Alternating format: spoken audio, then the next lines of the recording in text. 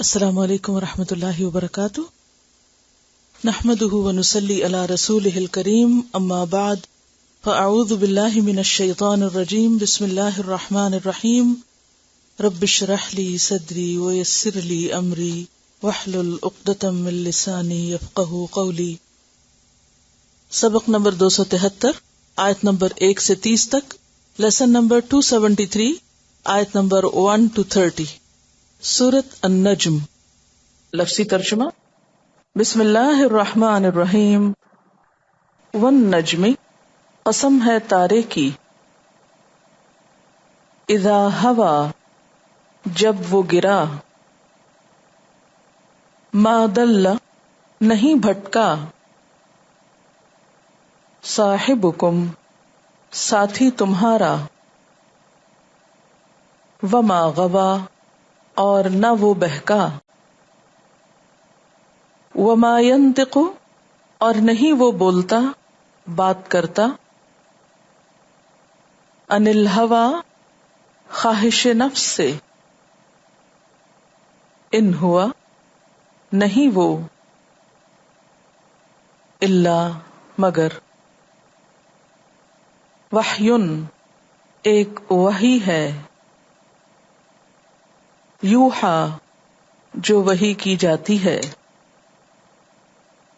علمہ، سکھایا اس کو، شدید القوی، زبردست قوت والے نے، ذو مرۃ، صاحب قوت، فاستوی، پھر پورا نظر آیا، یا سیدھا کھڑا ہو گیا، درست ہو گیا، وہوا، اور وہ، بالافق الاعلی، بالائی افق پر تھا، اعلی افق پر تھا، ثم دنا، پھر قریب آیا، فتدلی، پھر اتر آیا، فکانا، تو تھا، قاب قوسین، اندازے دو کمان کے، دو کمان برابر، او ادنا، یا اس سے کمتر، یا اس سے قریب، فاوحا، تو اس نے وحی کی، الی عبدہ، اپنے بندے کی طرف، ما اوحا، جو اس نے وحی کی یا وحی پہنچائی، ما کذب الفؤاد، نہیں جھوٹ بولا دل نے، ما رآ، جو اس نے دیکھا، افتمارونہ، کیا پھر تم جھگڑتے ہو اس سے، علی، اوپر اس کے، ما یرا، جو وہ دیکھتا ہے،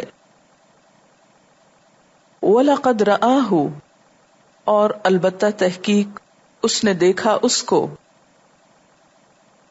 نزلۃ اخری، اترنا ایک دوسری مرتبہ،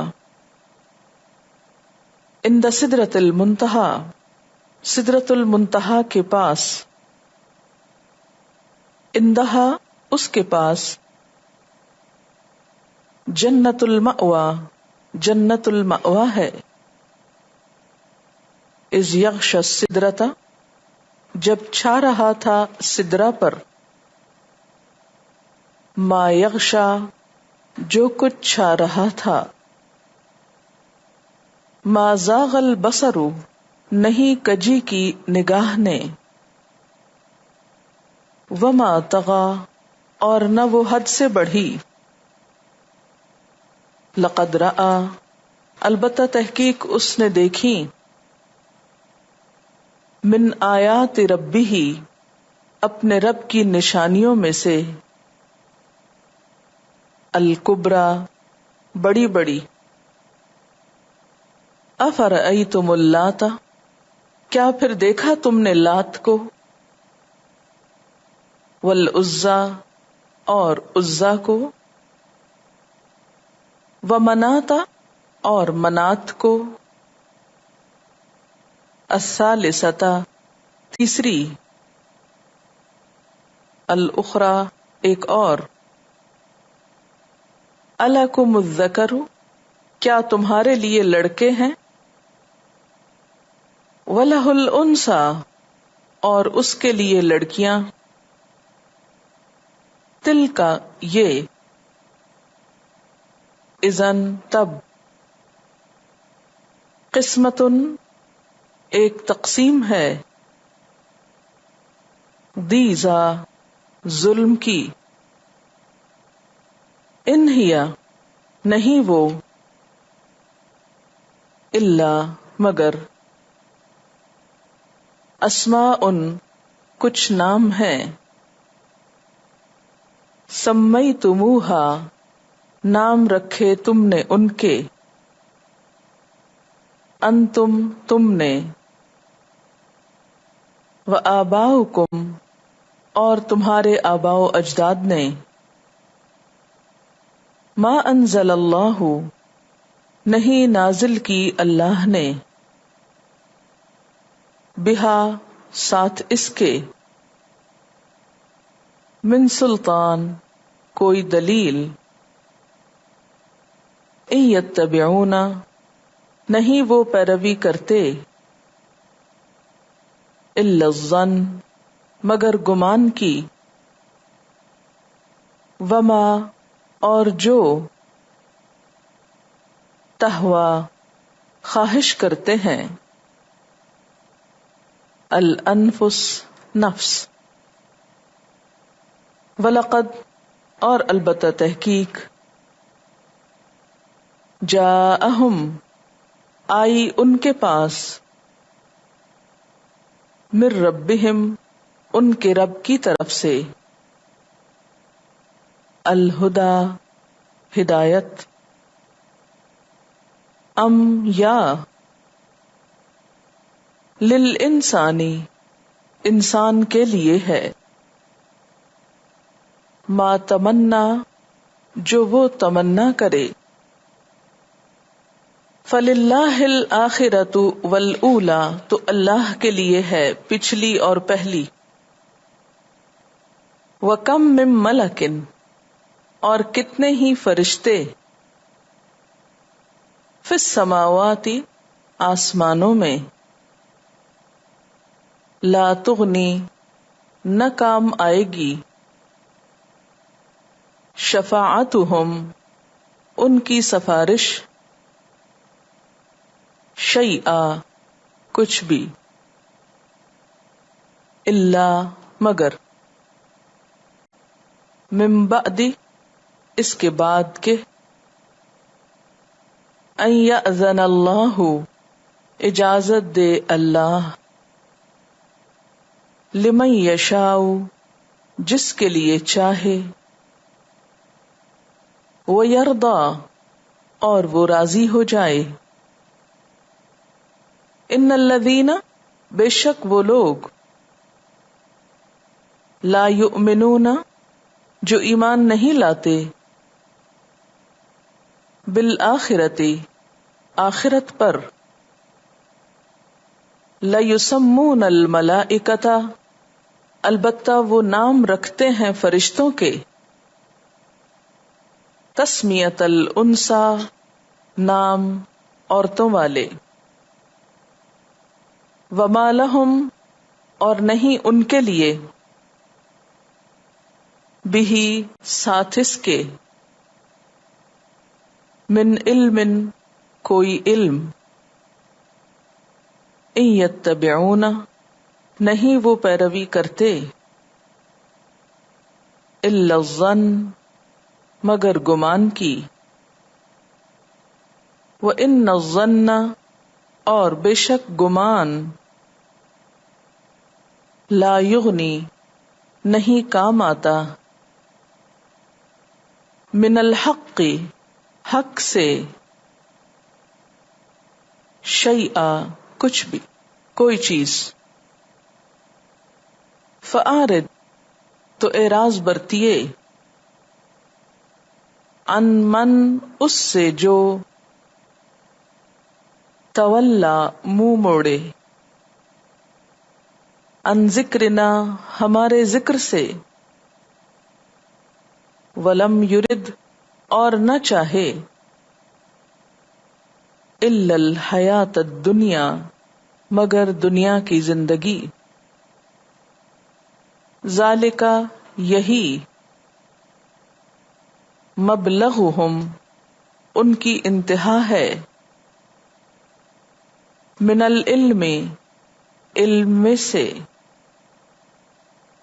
ان ربک بے شک رب تیرا، هو اعلم وہ زیادہ جانتا ہے، بمن اس کو جو، ضل عن سبیلہ بھٹک گیا اس کے راستے سے، وہو اعلم اور وہ زیادہ جانتا ہے، بمن اہتدی اس کو جو ہدایت پا گیا۔ سورۃ النجم، سورۃ الطور اس سے پچھلی سورت وادبار النجوم پر ختم ہوئی، یعنی ستاروں کے ذکر پر، اور اس سورت کا نام النجم ہے۔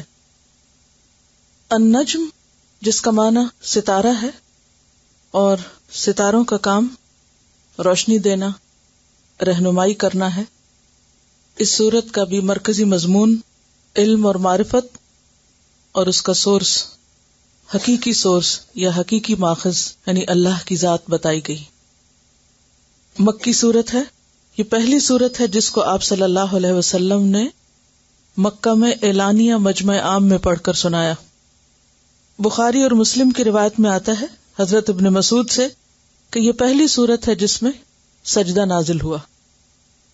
نبی صلی اللہ علیہ وسلم نے اس آیت کے پڑھنے پر سجدہ کیا تو جتنے بھی حاضرین مجلس تھے ان سب نے سجدہ کیا۔ ابن مسعود کہتے ہیں کہ میں نے ایک شخص کو دیکھا کہ اس نے سجدہ نہیں کیا بلکہ کچھ مٹی ہاتھ میں لے کر تو اس پر سر رکھا، اور وہ کہتے ہیں میں نے اس شخص کو بعد میں دیکھا کہ وہ کفر کی حالت میں بدر میں قتل ہوا، وہ امیہ بن خلف تھا۔ اس سورت کے 3 رکوع، 62 آیات، 360 کلمات اور 1405 حروف ہیں۔ والنجم اذا ہوا، قسم ہے تارے کی جب وہ غروب ہوا۔ النجم جو ہے یہ اسم جنس ہے، لہذا مفرد اور جمع دونوں طرح استعمال ہو سکتا ہے۔ ہم یوں بھی ترجمہ کر سکتے ہیں قسم ہے ستاروں کی، اذا ہوا جب وہ غروب ہو۔ ہوا کا لفظی معنی اوپر سے نیچے آنا ہے، اور ستاروں کا نیچے جانا اس سے مراد ہے ان کا غروب ہونا، اور اذا کا معنی جب، جس وقت، جہاں۔ تو قسم ہے تاروں کی جب وہ غروب ہو جائیں۔ کب غروب ہوتے ہیں؟ فجر کے بعد، صبح کے وقت۔ اور جب تارے غروب ہوتے ہیں تو کیا طلوع ہوتا ہے؟ سورج طلوع ہوتا ہے، روشنی ہو جاتی ہے، دن کی روشنی پھیل جاتی ہے۔ ایک اور جگہ پر بھی آتا ہے فلا اقسم بمواقع النجوم وانه لقسم لو تعلمون عظیم۔ تو والنجم اذا ہوا، قسم ہے تارے کی جب کہ وہ غروب ہوا یا غروب ہوئے اور صبح کی روشنی پھیل گئی، ہر چیز نمایاں نظر آنے لگی، اس روشنی میں دیکھنے والوں کو ہر چیز کا فرق معلوم ہونے لگا۔ تو اے دیکھنے والو، ما ضل صاحبکم وما غوا، نہیں بھٹکا تمہارا ساتھی اور نہ وہ بہکا ہے۔ قریش کو خطاب ہے کہ اے قریش مکہ، تمہارا ساتھی یعنی محمد صلی اللہ علیہ وسلم۔ صاحب کا لفظ صاد ہے بے سے ہے، صحبت کہتے ہیں عرصہ دراز تک کسی کے ساتھ رہنے کو، خواہ وہ کسی انسان کے ساتھ رہنا ہو یا کسی حیوان کے ساتھ، زمانی ہو یا مکانی ہو۔ تمہارا ساتھی یعنی محمد صلی اللہ علیہ وسلم 40 سال سے تمہارے درمیان موجود ہے، تم اس کے بارے میں خوب اچھی طرح جانتے ہو، اس کے حسب نسب کو، اس کے اٹھنے بیٹھنے کو، اس کے کام کاج کو، اس کی سچائی کو، اس کی امانت کو، اس کے کردار کو، اس کے اخلاق کو، سب چیزیں تمہارے سامنے ہیں۔ وہ تمہارے بیچ کا ایک شخص ہے جس کو اب تم جھوٹا قرار دے رہے ہو، یہ وہی ہے جس کو تم صادق اور امین کہتے تھے۔ اب نبوت کے دعوے کے بعد ما ضل، وہ بھٹکا نہیں. ضل کا لفظ دلال سے ہے، اور دلال کہتے ہیں کسی چیز کو نہ جاننے کی وجہ سے اس سے دور ہو جانا، بھٹک جانا. یعنی اگر راستہ پتہ نہیں اور انسان بھٹک گیا تو اس کے لیے لفظ دلال آئے گا. لا علمی کے ساتھ بھٹکنا. وما غوا، غوا گمراہ ہونے کو کہتے ہیں، بہکنے کے لیے آتا ہے، اور یہ علم کے ساتھ ہوتا ہے، یعنی جان بوجھ کر بھٹکنا. اسی لیے اس کو بہکنا کہتے ہیں. بہکنے والا شخص جانتا ہوتا ہے اور پھر سیدھے رستے پر نہیں آتا. تو تمہارا ساتھی نہ تو بھٹکا ہے نہ بہکا ہے، اس میں ایسی کوئی چیز نہیں. وہ جو کچھ تمہیں بتا رہا ہے وہ بالکل سچ ہے. ما ضل صاحبکم وما غوا. اور لا علمی کو کیا کہتے ہیں عربی میں؟ جہالت. اور جہالت کا اپوزٹ کیا ہے؟ ہدایت. یعنی وہ جہالت کے نہیں ہدایت کے طریقے پر ہے. اور غوا کا اپوزٹ کیا ہے؟ رشد. قد تبین الرشد من الغی. یعنی محمد صلی اللہ علیہ وسلم کا طریقہ، آپ کی تعلیم علم اور رشد پر مبنی ہے، جہالت پر مبنی نہیں. ما ضل صاحبکم وما غوا وما ينطق عن الهوى. وما اور نہیں، ينطق وہ بات کرتا، نطق سے، مثل ما انکم تنطقون پیچھے پڑ چکے. وما ينطق عن الهوى اور نہیں وہ بولتا خواہش نفس کی بنا پر. ہوا کا لفظ اوپر سے نیچے آنے کے لیے، اور ہوا کا لفظ خواہش نفس کے لیے بھی آتا ہے، کیونکہ خواہشات نفس کی پیروی کرنے کی وجہ سے انسان اپنے مقام، مرتبے اور عزت سے گر جاتا ہے، نیچے آ جاتا ہے. تو یہاں ہوا سے مراد خواہش نفس ہے، کہ جو کچھ تمہیں وہ بتا رہا ہے وہ علم اور حکمت پر مبنی ہے، اللہ کی رہنمائی پر مبنی ہے، وہ اس کی خواہشات پر مبنی نہیں. محمد صلی اللہ علیہ وسلم کی تعلیم علم اور معرفت پر مبنی ہے، جو انہیں اللہ کی طرف سے حاصل ہو رہا ہے. وہ ان کی خواہشات پر مبنی باتیں نہیں کہ جو دل میں آیا کہہ دیا، جب جو جی چاہا سنا دیا. ان ہوا نہیں وہ کیا جو وہ کلام کرتا ہے، خواہ وہ قرآن مجید کی شکل میں ہے جو وحی مطلوب ہے، یا وہ حدیث کی شکل میں ہے جو وحی غیر مطلوب ہے. وہ کیا ہے؟ وحیٌ وحی ہے. یوحا جو آپ کی طرف وحی کی جاتی ہے اللہ کی طرف سے. ان ہوا الا وحی یوحا. تو بات یہ ہے کہ نبی صلی اللہ علیہ وسلم کی تعلیم اور آپ کے منہج اور آپ کے طریقے اور آپ کی بتائی ہوئی راہ کی تصدیق کی جا رہی ہے کہ یقیناً آپ ہدایت پر ہیں اور لوگوں کو سیدھا راستہ دکھا رہے ہیں جو وحی الہی پر مبنی ہے. جیسے سورۃ یاسین میں آتا ہے یاسین والقرآن الحکیم انک لمن المرسلین علی صراط مستقیم. ایک اور جگہ پر آتا ہے وانک لتہدی الی صراط مستقیم.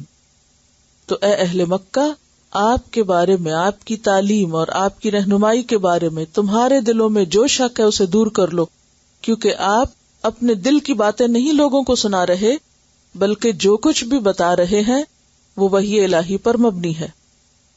اب یہاں ایک سوال پیدا ہوتا ہے کہ کیا روزمرہ زندگی کی جو باتیں آپ کیا کرتے تھے وہ بھی وحی الہی پر مبنی ہے؟ تو اس میں آپ دیکھیے کہ آپ صلی اللہ علیہ وسلم کے کلام کا ایک حصہ وہ ہوتا تھا جو خالصتاً قرآن کی شکل میں تھا، وہ تو 100% وحی ہے. پھر اسی طرح قرآن کی جو تبیین تھی، وَأَنزَلْنَا إِلَيْكَ الذِّكْرَ لِتُبَيِّنَ لِلنَّاسِ مَا نُزِّلَ إِلَيْهِمْ، وہ بھی وحی الہی پر مبنی تھی. پھر اس کے بعد کچھ امور ایسے تھے جن میں آپ کو صحابہ سے مشورہ کرنے کے لیے کہا جاتا تھا، تو اس میں جب آپ مشورہ کرتے اور اگر کہیں کمی بیشی ہوتی تو وحی الہی سے اس کو درست کر دیا جاتا. پھر اسی طرح لوگ آپ سے آ کر سوالات کیا کرتے تھے، آپ اجتہاد کے ساتھ سابقہ علم کی بنا پر جواب دیا کرتے تھے. اگر اس میں کوئی کمی بیشی ہوتی تو فوراً وحی کر دی جاتی. مثلاً ایک جگہ پر آتا ہے کہ آپ صلی اللہ علیہ وسلم سے کسی نے آ کر پوچھا کہ اگر میں اللہ کے راستے میں جنگ کروں اور مارا جاؤں تو کیا میں جنت میں جاؤں گا؟ تو آپ نے فرمایا ہاں. تو اس پر ابھی وہ جا ہی رہا تھا کہ جبریل آئے اور انہوں نے کہا کہ سوائے اس شخص کے، یعنی جو بھی ایسا کرے وہ جنت میں جائے گا سوائے اس شخص کے جس پر قرض ہو کسی کا. جب تک وہ قرض ادا نہ کرے تو وہ جنت میں نہیں جا سکتا. تو یہ جو بعد میں آ کر ایڈیشن کر دی گئی، یہ کیا تھا؟ دراصل وحی الہی تھی. اور جو کچھ آپ نے پہلے بتایا وہ بھی مبنی پر وحی الہی تھا، لیکن فوری وحی نہیں تھی، سابقہ وحی کی بنیاد پر آپ بتا رہے تھے. کچھ باتیں آپ کی ایسی ہوتی تھی جو روزمرہ زندگی سے متعلق ہوتی تھی، جیسے کھانے پینے سے متعلق یا سونے جاگنے سے یا عام روزمرہ کے ذاتی امور سے متعلق. ان معاملات میں بھی آپ کو رہنمائی کے بغیر نہیں چھوڑا گیا. ہم دیکھتے ہیں کہ کھانے سے متعلق کتنی تعلیم ہے جو آپ نے دی، کھانے کے کتنے آداب سکھائے. یہ سب کچھ کہاں سے آئے؟ یہ وحی الہی پر ہی مبنی تھے. اسی طرح لباس کے معاملے میں، ازدواجی تعلقات کے معاملے میں، حلال حرام جائز ناجائز جو کچھ بتایا گیا وہ سب کس پر؟ وحی الہی پر مبنی تھا. تو عام روزمرہ زندگی کے معاملے، حتیٰ کہ تجارت، لین دین، سیاست، جنگ، کفن دفن، یہ تمام امور کیا تھے جو عام روزمرہ زندگی سے متعلق تھے، خالصتاً دنیاوی کام تھے لیکن وحی الہی پر مبنی تھے. اسی طرح ایک جگہ پر آتا ہے کہ حضرت عبداللہ بن عمرو بن العاص آپ کے منہ سے سنی ہر بات لکھ لیا کرتے تھے. تو کسی نے ان پر اعتراض کیا کہ آپ صلی اللہ علیہ وسلم کبھی غصے میں بھی ہوتے ہیں، کبھی ناراض ہوتے ہیں، تو تم ہر بات نہیں لکھا کرو. تو انہوں نے آپ سے پوچھا کہ کیا میں لکھ سکتا ہوں؟ آپ نے فرمایا ہاں لکھو، کیونکہ اس ذات کی قسم جس کے قبضے میں میری جان ہے، اس زبان سے حق کے سوا کچھ نہیں نکلتا. ایک اور جگہ پر آتا ہے کہ کسی نے آپ صلی اللہ علیہ وسلم سے خود کہا کہ آپ ہم سے کبھی ہنسی مذاق بھی کرتے ہیں، تو آپ نے فرمایا کہ وہ کوئی بھی بات حق سے باہر نہیں ہوتی.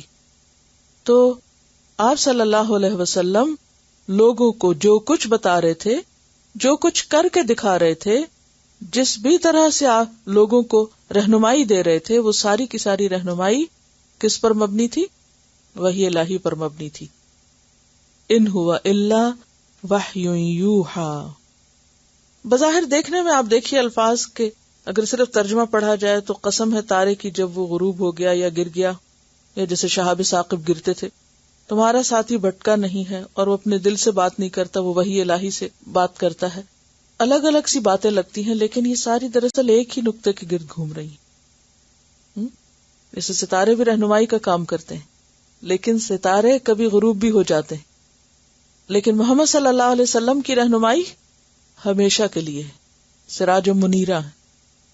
ستارے غروب بھی ہو جاتے ہیں لیکن ان کے غروب ہونے کے باوجود جو سورج نکلتا ہے تو اس روشنی میں جس طرح ہر چیز واضح نظر آتی ہے، آپ کی تعلیم بھی اسی طرح ہر چیز کو بالکل واضح کر رہی ہے، حق کو باطل کو بالکل نمایاں کر رہی ہے.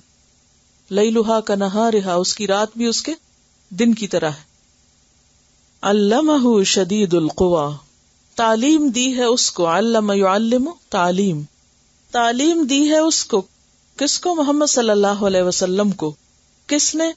شدید القوی، شدید قوتوں والے نے. شدید کا کیا معنی ہوتا ہے؟ مضبوط، سخت.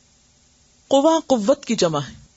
شدید قوتوں والے نے آپ کو تعلیم دی ہے. اشارہ ہے جبریل علیہ السلام کی طرف جو وحی لے کر آئے تھے، جیسا کہ سورۃ شعراء میں بھی آتا ہے وَإِنَّهُ لَتَنزِيلُ رَبِّ الْعَالَمِينَ نَزَلَ بِهِ الرُّوحُ الْأَمِينُ. اللہ تعالیٰ نے جبریل علیہ السلام کی سپردی امانت کی، اور جبریل علیہ السلام محمد صلی اللہ علیہ وسلم کے پاس لے کر آئے، کیونکہ جبریل نے آپ کے دل پر اس کو اتارا تھا. جبریل آپ کو تعلیم دے رہے تھے، تو وہ آپ کے معلم نہیں تھے، کیونکہ وہ تو صرف ایک ذریعہ تھے، واسطہ تھے. تو اصل علم کا سورس اور منبع کیا تھا؟ اللہ کی ذات.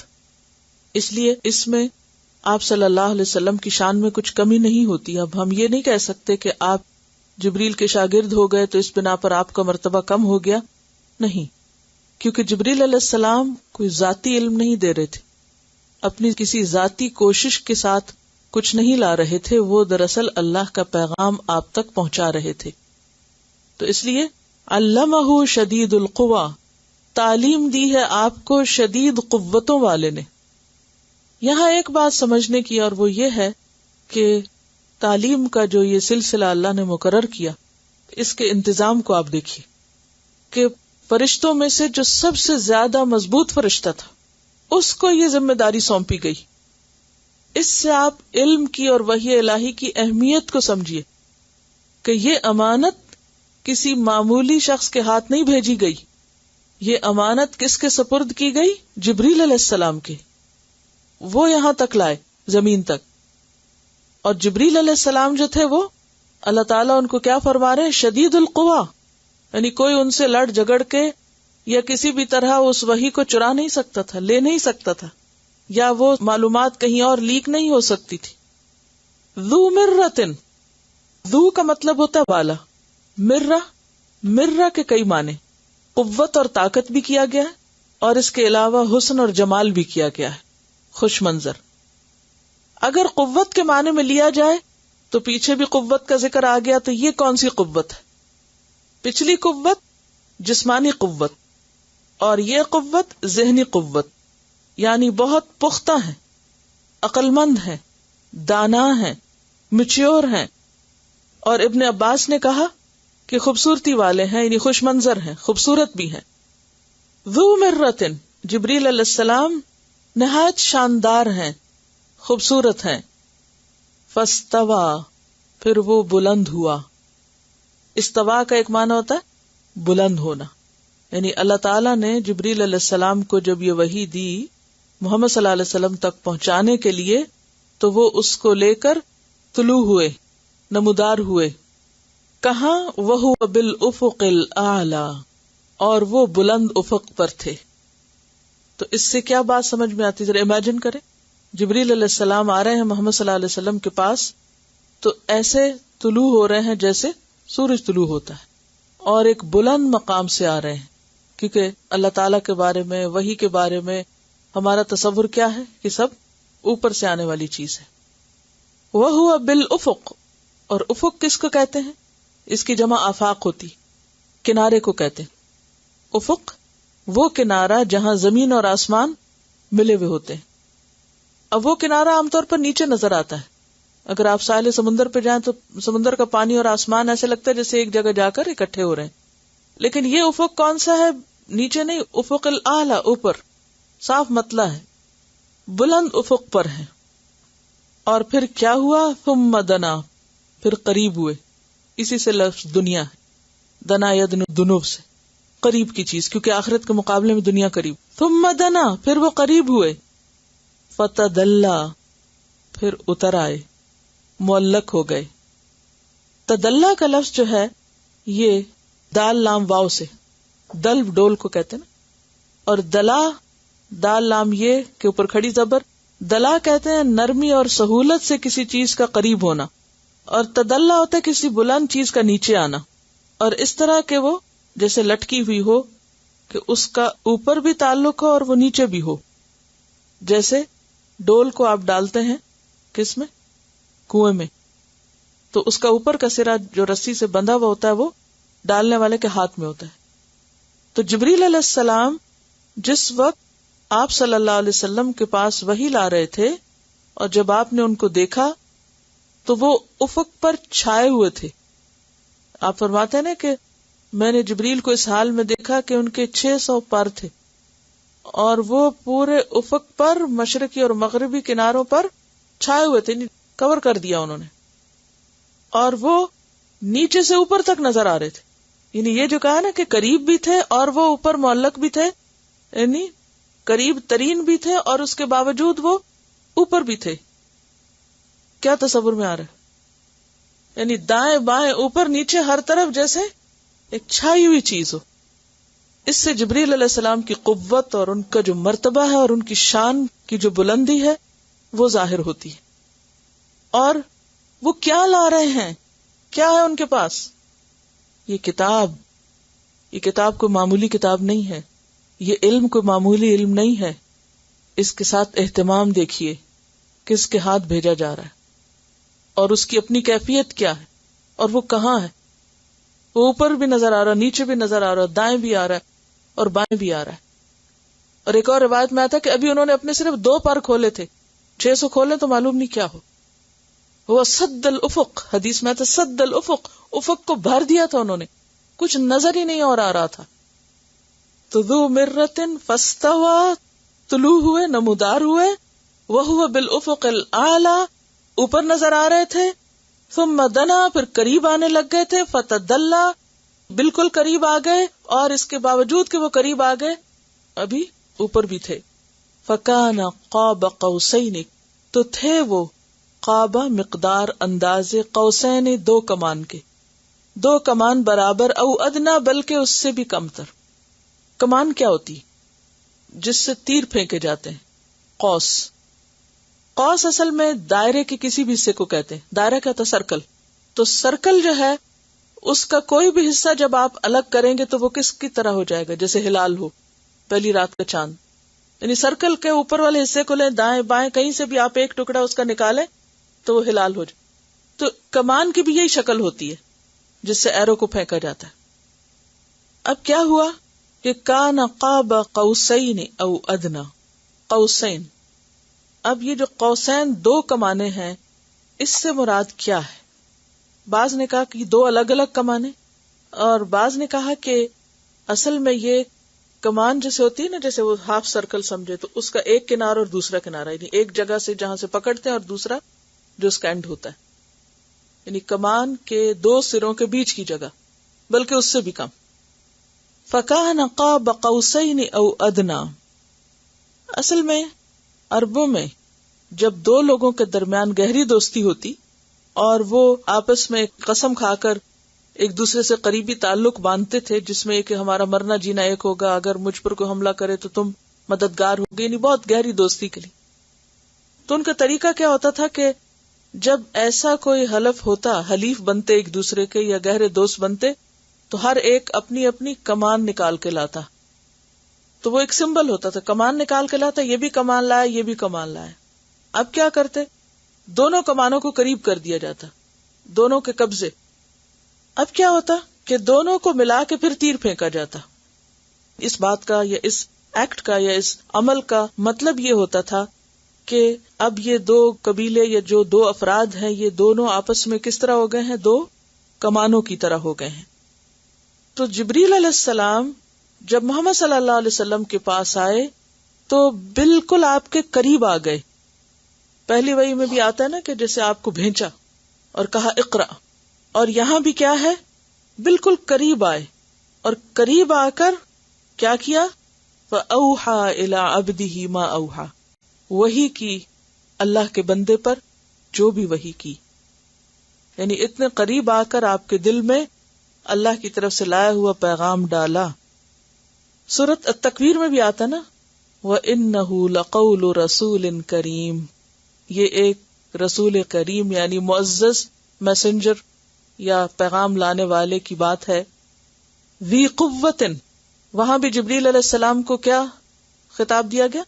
ذی قوت عند ذی العرش مکین، عرش والے کے پاس اس کا ایک مقام ہے، مرتبہ ہے. مطاع، اس کی بات مانی جاتی.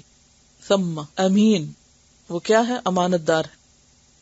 وما صاحبکم بمجنون وَلَقَدْ رَآهُ بِالْأُفُقِ الْمُبِينِ. محمد صلی اللہ علیہ وسلم نے ان کو کہاں دیکھا؟ روشن افق پر دیکھا. بالافق المبین. تو یہ سورۃ التکویر کی آیات ہیں جس میں ان آیات کی مزید وضاحت ہوتی ہے. فَأَوْحَى إِلَىٰ عَبْدِهِ مَا أَوْحَى، تو اس نے وحی کی. ہی سے مراد یہاں اللہ تعالیٰ، اللہ کے بندے کی طرف جو بھی اس نے وحی کی. یہ جو ما اوحا ہے نا، یہاں ما جو ہے یہ تعظیم کے لیے ہے. جیسے فرعون جب غرق ہوا اور اس پہ پانی چھا گیا تو کیا آتا ہے؟ فغشیہم من الیم ما غشیہم، چھا گیا ان پر سمندر میں سے جو بھی چھا گئے. کیا چھا گئے؟ بڑی بڑی لہریں چھا گئی. تو وہ عظمت کے لیے آتا ہے، یہ انداز ہے ایک کسی بھی چیز کی بڑائی کو ظاہر کرنے کے لیے. فَأَوْحَى إِلَىٰ عَبْدِهِ مَا أَوْحَى، یعنی جو چیز وحی کی گئی وہ بہت عظیم چیز تھی. کیا تھا وہ؟ قرآن مجید. اور قرآن مجید حقیقت میں قاف والقرآن المجید بہت ہی بزرگی والا اور بہت عزت والا ہے. فَأَوْحَى إِلَىٰ عَبْدِهِ مَا أَوْحَى مَا كَذَبَ الْفُؤَادُ، نہیں جھوٹ جانا دل نے. فؤاد کا مطلب دل، قلب. ما رآ، جو بھی اس نے دیکھا. کس کو دیکھا؟ جبریل علیہ السلام کو دیکھا. جبریل علیہ السلام کو نبی صلی اللہ علیہ وسلم نے جو دیکھا تو یہ بالکل یقینی علم تھا، ایسا نہیں تھا کہ آپ کو کوئی دھوکا ہوا. بعض اوقات انسان دیکھتا کچھ ہے اور سمجھتا کچھ، اور بعض اوقات انسان سمجھتا کچھ ہے اور دیکھتا کچھ اور ہے، یعنی دل اور نگاہ میں اختلاف ہو جاتا ہے. انسان کی نگاہ دھوکا کھا جاتی یا انسان کی سمجھ دھوکا کھا جاتی. تو یہاں کیا ہے؟ دل نے دھوکا نہیں کھایا. ما کذب الفؤاد ما رأى، نہیں دھوکا کھایا دل نے جو بھی اس نے دیکھا. نگاہ سے بھی دیکھا اور بصیرت سے بھی دیکھا، یعنی علم یقینی حاصل ہوا آپ کو. لیکن کفار مکہ نے اس بات کو جھٹلا دیا، نہیں مانا. تو اللہ تعالیٰ فرماتے ہیں افتمارونہ علی ما یرا، کیا پھر تم اس سے جھگڑتے ہو اس بات پر جو اس نے دیکھا، یعنی اس کے دیکھنے پر تمہیں شک ہے اور تم اس سے بحث کرتے ہو اور جھگڑتے ہو اور مانتے نہیں ہو. یہاں پر یرا کا لفظ تو مضارع ہے جس کا ترجمہ ہم کر رہے ہیں جو اس نے دیکھا، لیکن اصل ترجمہ لفظی کیا ہے؟ جو وہ دیکھ رہا ہے. ایسا کیوں کہا گیا؟ الا ما رآ کیوں نہیں کہا؟ الا ما یرا کیوں کہا؟ ماضی کے لیے جب حال کا لفظ استعمال کیا جاتا ہے تو وہ ایک یقینی بات ہے کہ وہ دیکھا ہوا بھولا نہیں، وہ تو ایسے ہی جیسے اب بھی دیکھ رہا ہے. بعض اوقات آپ اپنا کوئی خواب بتاتے نا کسی کو تو آپ کیا کہتے ہیں؟ مجھے ایسے لگ رہا ہے جیسے میں ابھی بھی اس چیز کو اپنے سامنے دیکھ رہی ہوں. تو اس کے لیے کیا ہے؟ یرا، یہ دیکھ رہا ہے، دیکھتا ہے. کیا تم اس سے جھگڑتے ہو اس بات پر جو وہ دیکھتا ہے؟ یعنی اب اگرچہ آپ دیکھ چکے تھے لیکن ابھی نہیں دیکھ رہے تھے، لیکن ابھی تک اس منظر کا عالم آپ کے دل و دماغ پہ ایسے چھایا ہوا تھا گویا آپ اب بھی وہ دیکھ رہے ہیں. وَلَقَدْ رَآهُ نَزْلَةً أُخْرَى، اور البتہ تحقیق اس نے دیکھا تھا اس کو، کس کو؟ جبریل علیہ السلام کو. نزلةً نازل ہوتے، اخرى ایک دوسری مرتبہ. پہلی بار کہاں دیکھا تھا؟ غار حرا میں. اور دوسری بار کہاں دیکھا؟ سدرۃ المنتہا کے پاس، عند سدرۃ المنتہا. یہ کب ہوا تھا؟ جب آپ صلی اللہ علیہ وسلم معراج پر تشریف لے گئے تھے. عند پاس، سدرہ بیری کا درخت، المنتہا آخری سرے پر.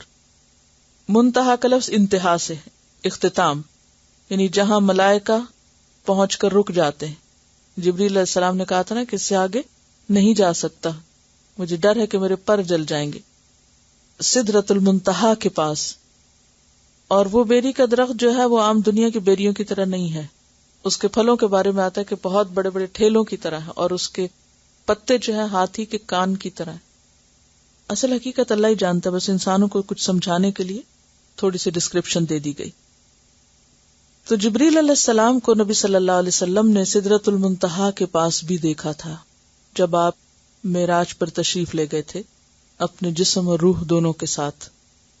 اندہا جنت المأوا، اسی کے پاس جنت المأوا ہے. کس کے پاس؟ سدرۃ المنتہا کے پاس. جنت المأوا، مأوا کہتے ہیں قیام کرنے کی جگہ کو، آرام کی جگہ. یہ جو ہمارے ہاں کہتے ہیں نا آخری آرام گاہ، یہ بہت غلط لفظ ہے، کیونکہ قبر آخری آرام گاہ نہیں ہے. قرآن مجید میں آتا ہے حتی زرتم المقابر، یہاں تک کہ تم نے قبروں کی زیارت کی. زیارت کیا ہوتی؟ وزٹ. تو کہیں وزٹ کرنے آپ جاتے ہیں تو کیا ہوتا ہے؟ کچھ عرصے کے لیے جاتے ہیں نا، مستقل طور پہ تو نہیں جاتے. تو قبر جو ہے وہ کچھ عرصے کے لیے، مستقل جگہ نہیں ہے، آخری نہیں ہے، وہ تو آخرت کی پہلی منزل ہے. اور پھر اس کے بعد آگے بہت سی منزلیں ہیں. آخری آرام گاہ کون سی ہے؟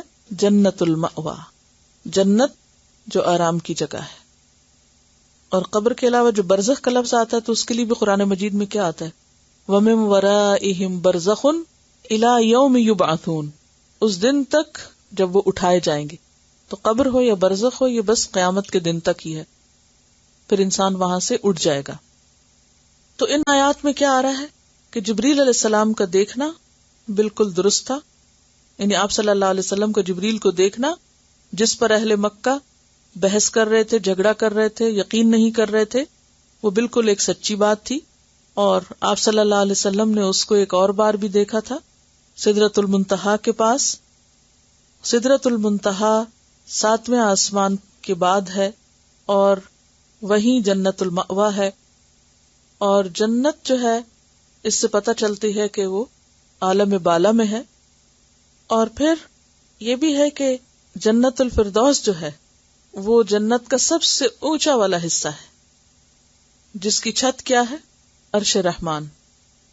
تو سدرۃ المنتہا کے بعد کیا ہے؟ عرش.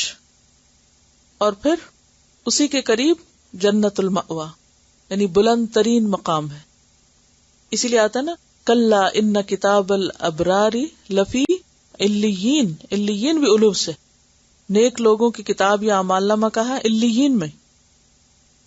اندہا جنت المأوا اذ یغشی السدرۃ ما یغشی. جب چھا رہا تھا سدرہ پر جو بھی چھا رہا تھا. اب یہاں بھی ما یغشی جو بھی چھا رہا تھا یعنی حسن اور نور اور ایک روب اور ایک عجیب جمال کی کیفیت جس نے سدرہ کو ڈھانپ رکھا تھا. بعض کہتے ہیں کہ فرشتوں کے جم غفیر نے ڈھانپ رکھا تھا. بعض کہتے ہیں انوار اور تجلیات تھی. مجاہد کہتے ہیں کہ سونے کے پروانے تھے. قرآن خاموش ہے. اور ماں پھر عظمت کی طرف اشارہ کر رہی کہ جو بھی چیز تھی بہت ہی عظیم تھی. ما زاغ البصر وما طغى. نہیں کج ہوئی نگاہ. زاغ یزیغ زیغ دائیں بائیں نکلنے کو کہتے ہیں. کسی چیز کا سیدھے جانے کی بجائے دائیں یا بائیں مڑ جانا.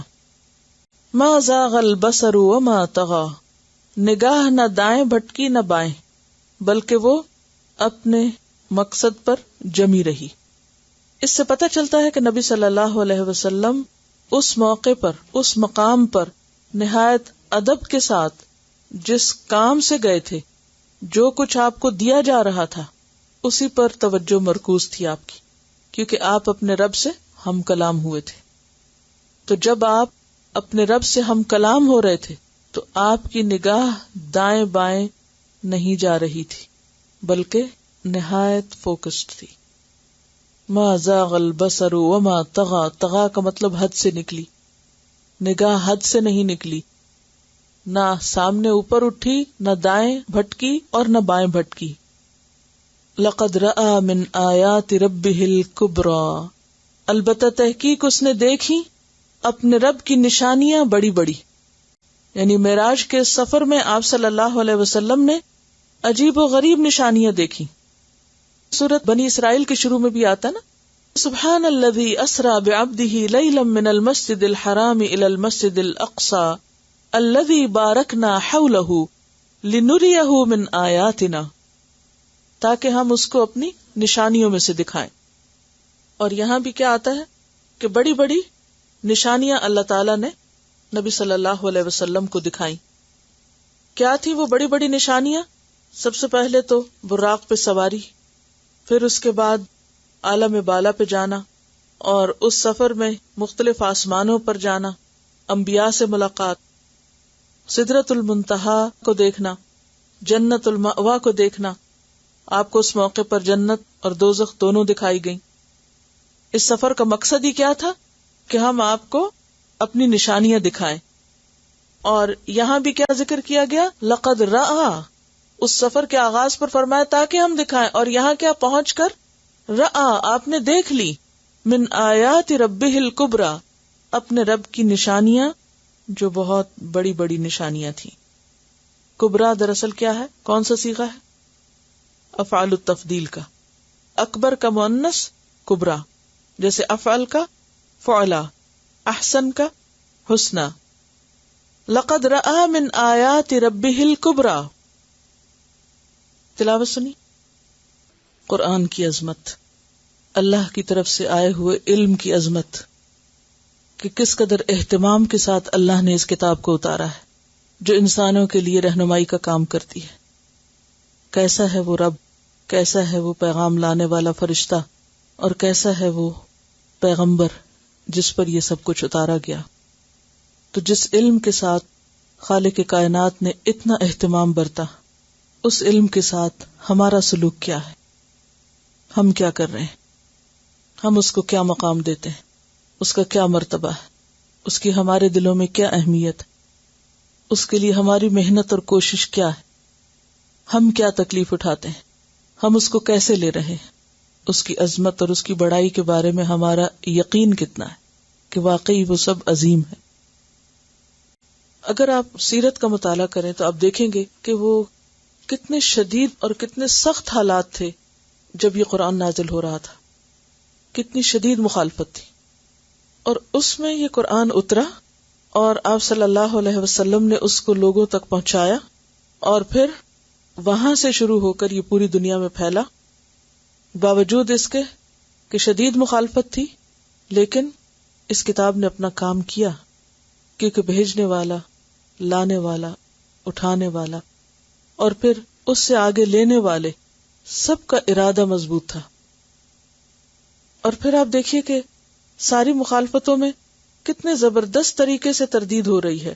وَالنَّجْمِ إِذَا هَوَى مَا ضَلَّ صَاحِبُكُمْ وَمَا غَوَى، اور بھٹکنے کے لیے دو مختلف لفظ لائے گئے جو کہ بہت فائن فرق ہے دونوں میں، ایک لا علمی سے بھٹکنا اور ایک علم کے ساتھ بھٹکنا، کہ نہ اس طرح بھٹکے ہیں نہ اس طرح بھٹکے ہیں، جو کچھ بتا رہے ہیں بالکل صحیح بتا رہے ہیں، جو کچھ دکھا رہے ہیں صحیح دکھا رہے ہیں، اور یہ سب کچھ اللہ کی طرف سے آ رہا ہے، ان کے دل کی گھڑی ہوئی باتیں نہیں ہیں، ان ہوا الا وحی یوحا ہے۔ اور پھر آپ دیکھیے کہ جبریل امین کا جو انداز بتایا گیا ہے کہ علمہ شدید القویٰ، اور ان کی قوت کا اندازہ آپ اسی سے لگا سکتے ہیں کہ ان کا جو سائز تھا اور ان کی جو خلقت تھی۔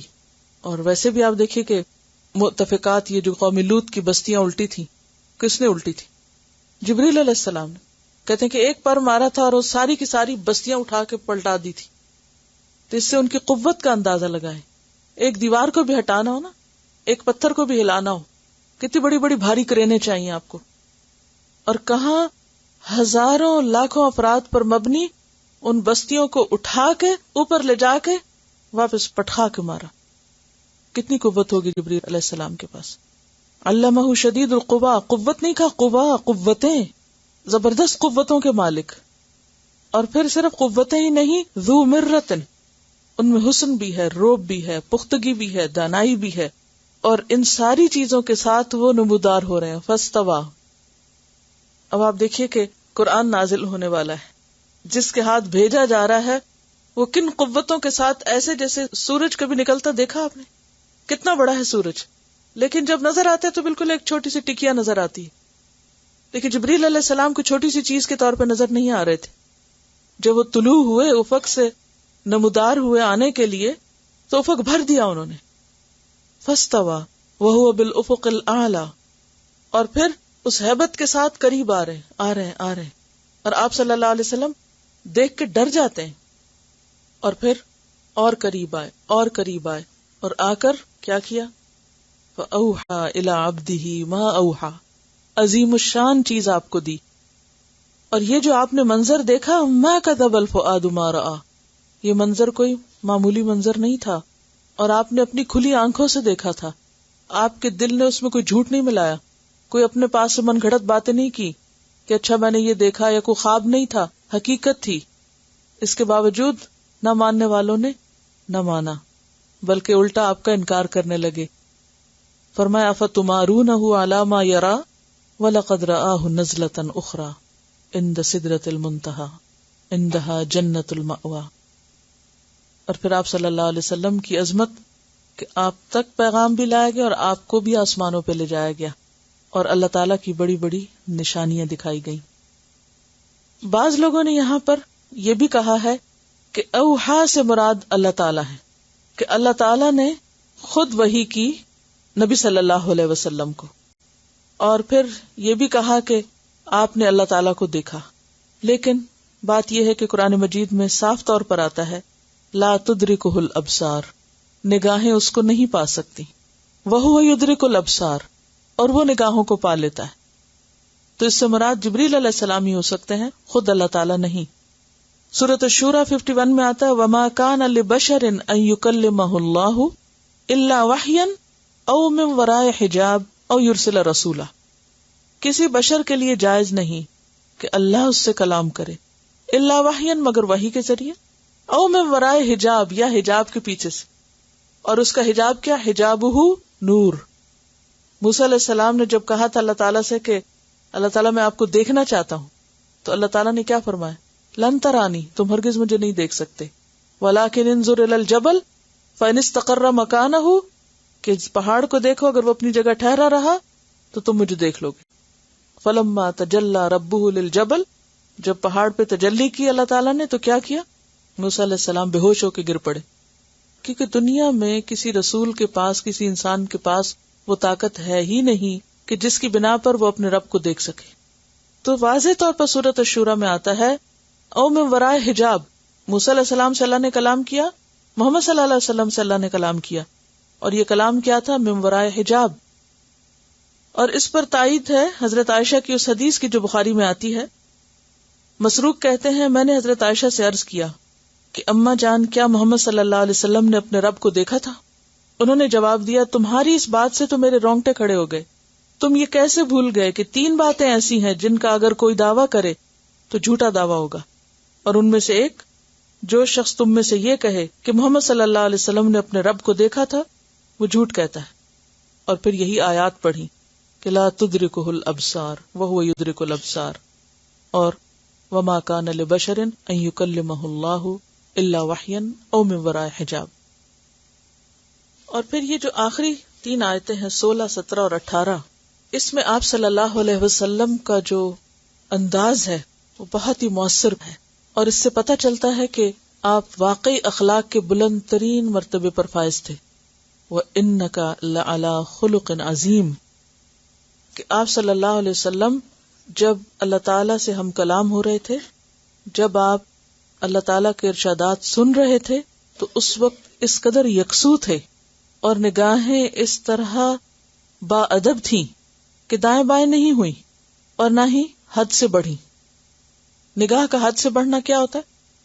کس چیز کو گھور کے دیکھنا، یا پھر اصل نقطے کو نہ دیکھنا اور ادھر ادھر نگاہ کا بھٹکتے رہنا۔ تو جب اللہ تعالیٰ نے آپ کو یہ ساری نشانیاں دکھائیں اور جب اللہ تعالیٰ ہم کلام ہوئے، تو جو چیز دکھائی جا رہی تھی اور جو سنائی جا رہی تھی آپ کی ساری توجہ اسی پر تھی۔ اس بات کے ذکر کرنے کا کیا مقصد ہے کہ جتنی بڑی کوئی بات ہوتی ہے، جیسا کوئی کلام ہوتا ہے، اس کو سیکھنے اور اس کو حاصل کرنے اور اس کو پانے کا اتنا ہی بڑا ادب بھی ہوتا ہے۔ یعنی یہ کلام کوئی معمولی کلام نہیں ہے، اللہ کی بات کوئی معمولی بات نہیں ہے۔ اور پھر آپ دیکھیے کہ ایک براق کی سواری کو ہی آپ دیکھیے، اور پھر آپ صلی اللہ علیہ وسلم کو بھی اللہ تعالیٰ نے کیسی قوت دے رکھی تھی۔ کبھی آپ نے جہاز پہ سواری کی ہوگی تو آپ نے دیکھا ہوگا کہ اکثر لوگ ایئر سکنس کا شکار ہو جاتے ہیں۔ جہاز پہ سوار ہوتے ہی کیا ہوتا ہے؟ جو ہی جہاز ٹیک آف کرتا ہے تو ان کا دل بیٹھ جاتا ہے، حالانکہ جہاز کیا ہے 10,000 میٹر کی بلندی یا 30,000 میٹر کی بلندی، اس سے آگے تو نہیں جاتا نا۔ کہاں نبی صلی اللہ علیہ وسلم براق پہ بیٹھے اور کس تیز رفتاری کے ساتھ وہ گیا۔ ظاہر ہے کہ آپ اپنے جسم کے ساتھ گئے تھے، تو اس تیز رفتاری کا آپ کے اوپر کوئی اثر نہیں ہوا کہ آپ کو بے ہوش ہو گئے ہوں یا خستہ حال ہو گئے ہوں یا پھر آپ کو کوئی ہوش حواس اڑ گئے ہوں یا آپ کو بات سمجھ نہ آ رہی ہو، پورے ہوش و حواس میں تھے۔ اور پھر آپ دیکھیے کہ عام طور پر انسانوں کا کیا حال ہوتا ہے جب کوئی نئی چیز دیکھیں، مثلا کسی بادشاہ کے محل میں ہی داخل ہوئے یا کسی نئی جگہ پر داخل ہوئے، کوئی مسجد ہی نئی جگہ جا کے دیکھی، تو عموماً لوگ اذان پہ توجہ نہیں کریں گے، امام کے خطبے پہ توجہ نہیں کریں گے، ان کی نگاہیں کدھر بھٹک رہی ہوں گی؟ کھڑکیاں دیکھ رہے ہوں گے، شیشے دیکھ رہے ہوں گے، اور چیزیں دیکھ رہے ہوں گے، کبھی چھت دیکھ رہے ہوں گے، کبھی کارپیٹ دیکھ رہے ہوں گے، کبھی آنے والے لوگوں کو دیکھ رہے ہوں۔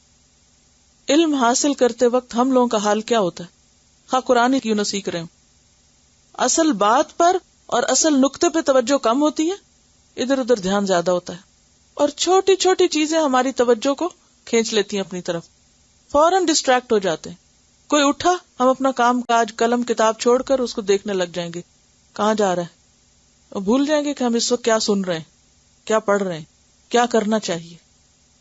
تو نبی صلی اللہ علیہ وسلم کی ذات ہمارے لیے بہترین نمونہ ہے، حتیٰ کہ یہاں بھی اللہ کا کلام سنتے ہوئے اور اللہ کی بات لیتے ہوئے کہ کیسی یکسوئی تھی اور کیسی توجہ تھی۔ ہم جیسا کوئی وہاں پہنچتا تو کہتے پھر تو پتہ نہیں کبھی آنا ہے کہ نہیں آنا، ذرا نظارے سارے دیکھ لیں، اور اصل کام چھوڑ کر نظاروں پہ توجہ ہوتی. لیکن آپ نے ادھر ادھر نہیں دیکھا. اور یہ ایک حقیقت ہے جس کے نگاہوں میں اللہ کی عظمت، اللہ کی محبت جج جاتی، اور جس کو واقعی اس کلام سے سچی محبت ہو جاتی، پھر اس کے لیے باقی ساری چیزیں پس منظر میں چلی جاتی، بیک گراؤنڈ میں چلی جاتی، اور سارا فوکس اس کا کتاب پر ہوتا ہے، اللہ کے کلام پر ہوتا ہے. اور جس کے دل میں یہ کلام نہ اترے تو پھر کلام پیچھے چلا جاتا ہے اور باقی چیزوں پہ توجہ زیادہ ہو جاتی، اور چیزوں پہ دھیان زیادہ ہوتا ہے. تو ہر ایک کے لیے جو چیز مطلوب ہوتی ہے، مقصود ہوتی ہے، جس سے محبت ہوتی ہے، جس چیز کی اہمیت ہوتی ہے، اسی کی طرف توجہ بھرپور ہوتی، اور باقی چیزیں سب پیچھے چلی جاتی ہیں. تو جہاں ایک طرف قرآن کی عظمت پتہ چلتی ہے، وہاں قرآن کی تعلیم دینے والے جبریل علیہ السلام، ان کا مقام اور انداز، اور پھر لینے والے محمد صلی اللہ علیہ وسلم اس وقت لینے والے ہیں، ان کا انداز اور ان کا طریقہ پتہ چل رہا ہے. تو علم اور علم کی اہمیت اور علم کے دینے والے اور علم کے لینے والے کیسے ہوتے ہیں، اور خاص طور پر اس علم کے ساتھ معاملہ کرنے والے، اس کا ایک پورا منظر یہاں نظر آتا ہے. اور جب تک کسی چیز کو وہ اہمیت نہ دی جائے جس کے وہ لائق ہے، تو اس سے انسان پوری طرح استفادہ بھی نہیں کر سکتا، کیونکہ ہر چیز کی ایک قیمت ہوتی ہے، اور اس علم کی قیمت ہمارے دلوں میں اس کی اہمیت اور اس کا ادب ہے. اس پس منظر میں پھر ان آیات کو سنیے. ہمیں جس چیز کی اصلاح کی ضرورت ہے وہ اپنے کیجول ایٹیٹیوڈ کی، جو ہم نے قرآن کے ساتھ اختیار کر رکھا ہے. جب دل چاہے چھٹی کر لیں، جب دل چاہے پڑھیں، جب دل نہ چاہے نہ پڑھیں، جب دل چاہے زیادہ پڑھنا پڑے یا مشکل ہو جائے تو اس پر کوڑھنے لگے، ناراض ہونے لگے. پڑھانے والے کو بھی سنائیں، اس پڑھنے کو بھی مشکل بتائیں. ہم سب کو اپنے رویوں پہ غور کرنے کی ضرورت ہے کہ ہماری زبانیں کیا بولتی ہیں. کیا وہ فرشتے لکھتے نہیں ہیں؟ جو ہمارے دلوں میں کیا وہ اللہ کو معلوم نہیں ہے؟ اور جو ہم اس کتاب کے ساتھ معاملہ کرتے ہیں کیا وہ نہیں دیکھتا؟ کس کو دھوکہ دیتے ہیں ہم؟ ہمارا یہ رویہ اسی وقت ہوتا ہے جب ہم اسے کسی انسان کی بات سمجھتے ہیں کہ شاید یہ کسی انسان کی طرف سے آ رہا ہے یا کوئی انسان ہمیں دے رہا ہے. جب تک اس کی حقیقت کو نہیں جانیں گے تو اس کی قدر نہیں آئے گی دل میں، اور قدر نہیں آئے گی تو اس کو اس طرح نہیں لیں گے جیسے لینا چاہیے. تو اہل مکہ نے کیا کر رکھا تھا؟ اللہ کو چھوڑ کر، محمد صلی اللہ علیہ وسلم کو چھوڑ کر، اس کتاب کو چھوڑ کر اپنی عقیدت کس سے وابستہ کر رکھی تھی؟ لات اور عزا اور منات سے، جو بالکل بے حقیقت چیزیں تھیں. فرمایا افرأیتم اللات والعزا ومنات الثالثۃ الاخری. 3 دیویوں کا ذکر ہے یہاں، پیچھے بھی 3 چیزوں کا ذکر ہے نا، اللہ، جبریل اور محمد صلی اللہ علیہ وسلم، اور یہاں لات، عزا اور منات. افرأیتم اللات، کیا پھر دیکھا تم نے لات کو؟ اور یہ جو ہے یہ استفہام تحقیر کے لیے ہے. تم دیکھو تو اپنے لات کو. لات جو ہے یہ قبیلہ ثقیف کا بت تھا، اور ثقیف کہاں تھے؟ طائف میں. طائف والوں کا بت تھا یہ، لیکن دوسرے قبائل بھی آ کے اس کو پوچھتے. والعزا، عزا وادی نخلا میں ایک خراز نامی بستی میں اس کا مندر تھا، سوق اوکاس کے قریب. بنو غطفان اور بعض کے خیال میں بنو شیبان کی دیوی تھی یہ. آپ کو یاد ہوگا کہ احد کے میدان میں ابو سفیان نے نعرہ لگایا تھا لنا عزا ولا عزا لکم، کیونکہ وہ عزا سے اپنی عزت سمجھتے تھے. وہ منات، اور منات جو قدید کے مقام پر مکہ اور مدینہ کے درمیان بحر احمر کے کنارے اوس و خزرج اور بنو خزاع کا بت تھا. کہتے ہیں کہ کعبہ کی طرح اس کا بھی حج کیا جاتا تھا. کعبہ سے فارغ ہو کے لوگ اس کے لیے لبیک پکارنے لگتے. ومنات الثالثۃ، اور تیسری منات الاخری جو ایک اور ہے. الکم الذکر ولہ الانثی، کیا تمہارے لیے تو ہوں بیٹے اور اس کے لیے ہوں بیٹیاں؟ کہ ان 3 دیویوں کے علاوہ وہ فرشتوں کو اللہ کی بیٹیاں قرار دیتے. کہا کہ تم اس عظیم رب کے ساتھ کیا معاملہ کرتے ہو؟ اپنے لیے تو بیٹوں کو پسند کرتے ہو اور اللہ سے بیٹیاں منسوب کرتے ہو. تلک اذن قسمت ضیزی، تلک یہ، اذن تب، قسمت تقسیم ہے، ضیزی بے انصافی کی. ضاز یضیز کا لفظی معنی ہوتا ہے ستم ڈھانا، کسی کے حق میں کمی کرنا. غیظ کجی کو بھی کہتے ہیں. یہ تو تقسیم بہت ٹیڑھی ہے، ظالمانہ ہے، ناقص ہے کہ اپنے لیے کچھ پسند کرتے اور اللہ کے ساتھ کسی اور کو منسوب کرتے ہو. یعنی ایک طرح سے اللہ کو چھوڑ کر جس کو وہ اہمیت دیتے تھے ان سب کا یہاں ذکر کر دیا گیا. ان ہی الا اسماء سمیتموہا، ان ہی نہیں وہ، الا مگر، اسماء نام ہے، سمیتموہا تم نے نام رکھ لیے ان کے. یعنی یہ دیویاں اور یہ بت اور ان سے جو عقیدتیں تم نے وابستہ کر رکھی ہیں اور جو اہمیت تم ان کو دیتے ہو، یہ محض تمہارے منہ کی بات ہے، تمہاری زبان کا کہنا ہے. یہ صرف تم نے خود ہی نام رکھ لیے ہیں. نام رکھنے سے کسی کے اس کی حقیقت تو نہیں بدل جاتی. مثلاً اگر آپ کھڑکی کو دروازہ کہنا شروع کر دیں تو کیا ہوگا؟ تو دروازہ بن جائے گا. کھڑکی تو کھڑکی. لکڑی کو آپ لوہا کہیں یا لوہے کو پتھر کہیں، کسی پتھر کو خدا مانے تو اس سے خدا تھوڑی بن جائے گا. یہ تو تمہارا رکھا ہوا نام ہے، اس میں تو کچھ بھی حقیقت نہیں. سمیتموہا تم نے یہ نام رکھے، انتم و آباؤکم تم نے اور تمہارے باپ دادا نے. ما انزل اللہ بہا من سلطان نہیں اتاری اللہ نے اس کے ساتھ کوئی برہان، کوئی دلیل.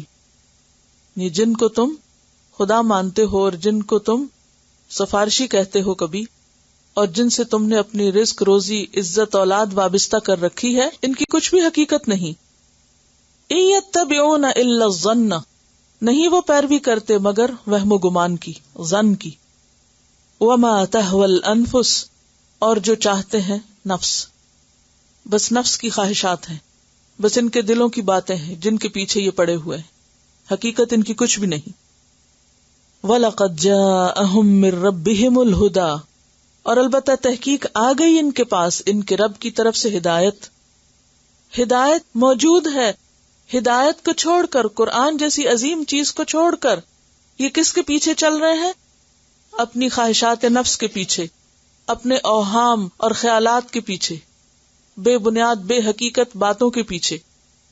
تو ایک طرف علم کا سورس وحی الہی اور اللہ کی ذات ہے، اور دوسری طرف محض ان کے خیالات، وہم و گمان، خواہشات.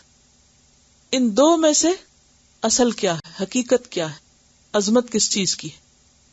اور یہاں واضح طور پر دو علوم کے درمیان کمپیرزن کر دیا گیا. ایک طرف دنیاوی علوم ہے جن کی بنیاد ظن و گمان پر ہے، اور دوسری طرف دینی علم ہے، قرآن کا علم ہے جس کی بنیاد وحی الہی پر ہے. اب ہمارے ایمان کا بھی حال کیا ہے؟ جو بات اللہ کہتا ہے، قرآن میں آتی ہے، اس پر یقین پورا کوئی نہیں ہے، اور جو بات کوئی سائنٹسٹ کہہ دے یا کوئی انسان بول دے اس کو ہم پتھر پہ لکیر سمجھتے ہیں، وہ پورا یقین کر لیتے ہیں اور پورا ایمان رکھتے ہیں اس پر، اور اسی کے مطابق اپنی زندگی ڈھالے ہوئے ہیں. الہ کیا ہوتا ہے؟ دراصل الہ وہ ہوتا ہے جس سے انسان کی ساری عقیدت وابستہ ہو جائے، جسے وہ ہر چیز پر زیادہ اہم اور سب سے زیادہ اوپر کر دے. تو اہل مکہ وغیرہ جو تھے اس دور کے لوگ، ان کی ساری عقیدتیں، ان کا سب کچھ کس سے وابستہ تھا؟ ان بتوں سے.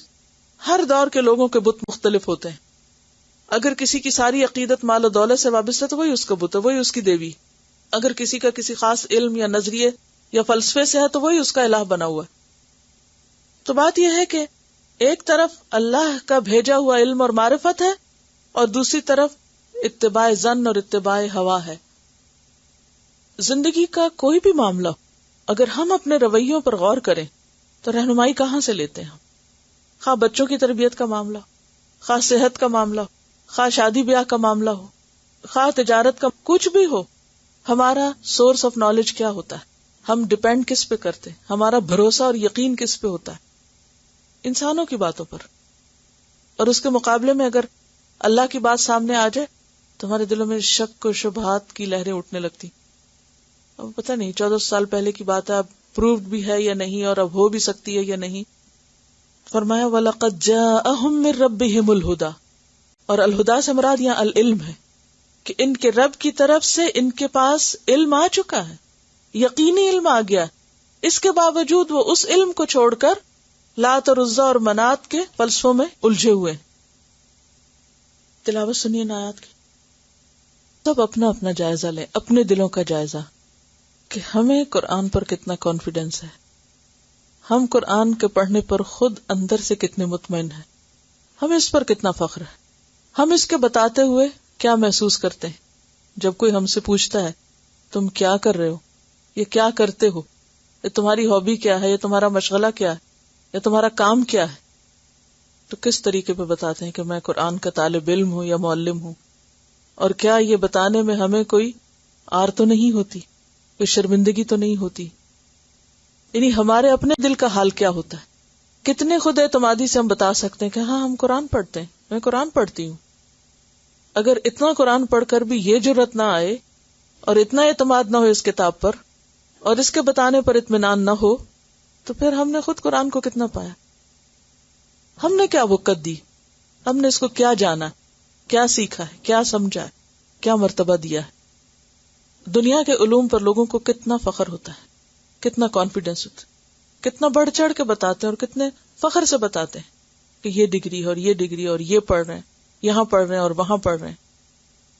آج کس ماں کو یہ خود انسان کو اس پر فخر ہو کہ ہاں میرا بچہ قرآن پڑھتا ہے. ہم تو خود شرمندگی سے چھپے چلے جاتے ہیں کہیں. کیوں؟ اس لیے کہ اس کو اہمیت دی نہیں ہم نے جو اس کی دراصل اہمیت ہے. اور افسوس یہ کہ خود ہم مسلمانوں نے ہی نہیں دی، اور خود ہم ہی ایک دوسرے کا مذاق اڑانے کے لیے کافی ہیں. ام للانسان ما تمنا، کیا انسان کو وہ مل جائے جس کی وہ تمنا کرے؟ یعنی خود تو تم قرآن کو اس کا کوئی حق نہ دو، اللہ کی کسی بات کو وہ اہمیت نہ دو، اور جب تم آخرت میں جاؤ تو کیا چاہو کہ جنت مل جائے. جنت کو جو راستہ جاتا ہے اس راستے پر تو تمہیں اطمینان نہ ہو.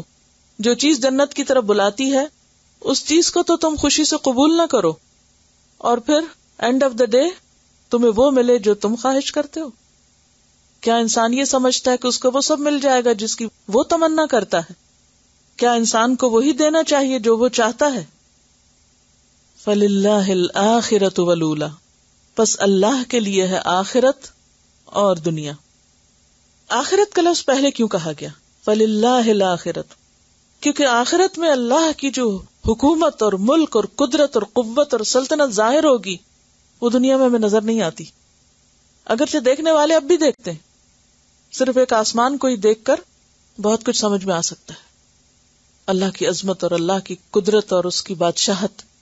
لیکن آج اگر کسی کو نظر نہیں بھی آتی تو کل آخرت میں خوب نظر آئے گی. وَلِلَّهِ الْآخِرَةُ، اللہ ہی مالک ہے آخرت کا، والأولی، اور دنیا کا بھی. قیامت کے دن اللہ تعالیٰ فرمائیں گے نا لمن الملک اليوم، آج بادشاہت کس کی ہے؟ تو سارے دنیا کے بادشاہ بیٹھ جائیں گے، کوئی نہیں بولے گا. للہ الواحد القہار، ایک اللہ کے لیے جو بہت زبردست ہے. تو یہاں پر اللہ کی بادشاہت اور اللہ کی ملکیت کی بات کیوں کی گئی؟ کہ سارے خزانے اس کے پاس ہیں، ہر چیز کا مالک وہ ہے، ملے گا تمہیں وہ جو وہ چاہے گا. وَكَم مِّن مَلَكٍ فِي السَّمَاوَاتِ، اور کتنے ہی فرشتے ہیں آسمانوں میں، کتنے ہی، بہت سے. کم کس کے لیے آتا؟ کثرت بیان کرنے کے لیے. کتنے ہی فرشتے آسمانوں میں، اور فرشتوں کا مقام اللہ کے ہاں کیا ہے؟ کیونکہ بے گناہ ہیں، گناہ نہیں کرتے، اللہ کا ہر حکم مانتے، تو اللہ تعالیٰ ان کو معزز بندے کہتے ہیں، عباد مکرمون کہتے ہیں. اور آپ کو یہ معلوم ہوگا کہ کچھ تو ملائکہ مقربین ہیں ہی جو بڑے بڑے فرشتے ہیں، اور پھر جو حاملین عرش ہیں، اور پھر جو اللہ کے مقرب ترین ہیں، اور اس کے علاوہ کچھ اور فرشتے ایسے ہیں کہ جن کا خاص مقام ہے. مثلاً وہ فرشتے جنہوں نے جنگ بدر میں شرکت کی تھی، ان کا مقام باقی تمام فرشتوں پر بلند ہے. جیسے بدر میں شرکت کرنے والے صحابہ جو ہیں وہ باقی تمام صحابہ پر فضیلت رکھتے ہیں، تو اسی طرح وہ فرشتے جنہوں نے جنگ بدر میں شرکت کی تھی وہ فرشتے بھی باقی فرشتوں پر فضیلت رکھتے ہیں. تو یہ سارے معزز فرشتے، کم من ملک فی السماوات لا تغنی شفاعتهم شیئا، نہ کام آئے گی ان کی سفارش کچھ بھی. یعنی خواہ ان کا مقام کتنا ہی بلند ہے. اب جبریل علیہ السلام ہی کا مقام آپ دیکھیے، عند ذی العرش مکین مطاع ثم امین. اللہ کے ہاں ان کا بہت بڑا مقام اور مرتبہ ہے، شدید القوا ہے، ذو مرت ہے. لیکن اس کے باوجود اگر اللہ نہ چاہے تو ان کی سفارش کام نہیں آ سکتی. اسی طرح وہ فرشتے جو عرش اٹھائے ہوئے ہیں، کم من ملک فی السماوات لا تغنی شفاعتهم شیئا، ان کی سفارش کسی کام نہیں آئے گی. اگر ان کی سفارش کام نہیں آئے گی تو زمین والوں کی کیسے آئے گی؟ مثلا ہم عام طور پہ کہتے ہیں کہ شہید جو ہے وہ اپنے خاندان کے 10 افراد کو بخشوا دے گا، حافظ قرآن بخشوائے گا، اور اسی طرح سفارش یا شفاعت کا جو ہمارا عقیدہ ہے کہ ہمیں تو خود کچھ کرنے کی ضرورت نہیں، اللہ کے قریبی اور معزز اور بہت بڑے بڑے ایسے ہیں فرشتے اور انسان کے جو ہمیں بخشوا لیں گے. تو اللہ تعالیٰ فرما رہے ہیں کہ نہیں، الا من بعد ان یأذن اللہ، مگر اس کے بعد کہ اللہ اذن دے. تو شفاعت میں 3 چیزیں ہیں، یعنی شفاعت ہے مگر 3 چیزوں کے ساتھ، 3 شرائط کے ساتھ. نمبر 1 اللہ کا اذن جس کا یہاں ذکر ہوا. نمبر 2 اللہ شفاعت کرنے والے سے راضی ہو. ان یأذن اللہ لمن یشاء، یعنی شفاعت کرنے والا جس کو اللہ چاہے کہ ہاں یہ شفاعت کرے، ویرضا، اور اس پر راضی بھی ہو. اور اسی طرح جس کے لیے شفاعت کی جا رہی ہے اس پر بھی اللہ راضی ہو کہ ہاں اس کے لیے شفاعت ہو سکتی. ولا یشفعون الا لمن ارتضی، نہیں وہ سفارش کریں گے مگر جس پر اللہ راضی ہوگا. تو نمبر 1 اللہ کا اذن ضروری ہے، نمبر 2 شافع پر اللہ کی رضامندی ضروری ہے، اور نمبر 3 مشفوع یعنی جس کی شفاعت کی جائے اس پر اللہ کی رضا کا ہونا ضروری ہے. تو اصل چیز پھر کیا ہے؟ اللہ کی رضا. تو بتایا کیا جا رہا ہے کہ آخرت کا انجام تمہاری تمناؤں پہ مبنی نہیں، نہ ہی آخرت میں کسی کو کامیابی ہو سکتی ہے کسی کی سفارش سے جب تک کہ اللہ کا اذن نہ ہو. جہاں تک خواہشات اور امانی کا تعلق ہے تو سورۃ النساء کی آیت 123 میں آتا ہے لیس بامانیکم ولا امانی اہل الکتاب، نہ تمہاری خواہشات کی بات ہے اور نہ اہل کتاب کی. من یعمل سوءا، جو برا کرے گا، یجزا بہ، وہ اس کی جزا دیا جائے گا، بدلہ پائے گا. ولا یجد لہ من دون اللہ ولیا ولا نصیرا، اور وہ اللہ کے سوا کسی کو اپنا دوست اور مددگار نہ پائے گا. تو بات یہ ہے کہ اگر کوئی شخص اس دنیا میں اللہ کی عظمت کو نہیں پہچانتا اور اللہ کی اطاعت نہیں کرتا اور آخرت کا معاملہ صرف امیدوں، خواہشات اور تمناؤں پہ رکھتا ہے تو وہ ایک دھوکے کا شکار ہے، خود فریبی کا شکار ہے. اب دیکھیے کہ دنیاوی معاملات میں تو ہم محض تمنا اور امیدوں سے کام نہیں لیتے. جب ہم کسی بھی چیز میں کامیابی چاہتے ہیں تو اس کے لیے محنت کرتے ہیں، کوشش کرتے ہیں. ہمیں معلوم ہوتا ہے کہ صرف خواہش کرنے سے کوئی چیز نہیں ملتی، خواہش کے ساتھ کوشش ضروری ہے.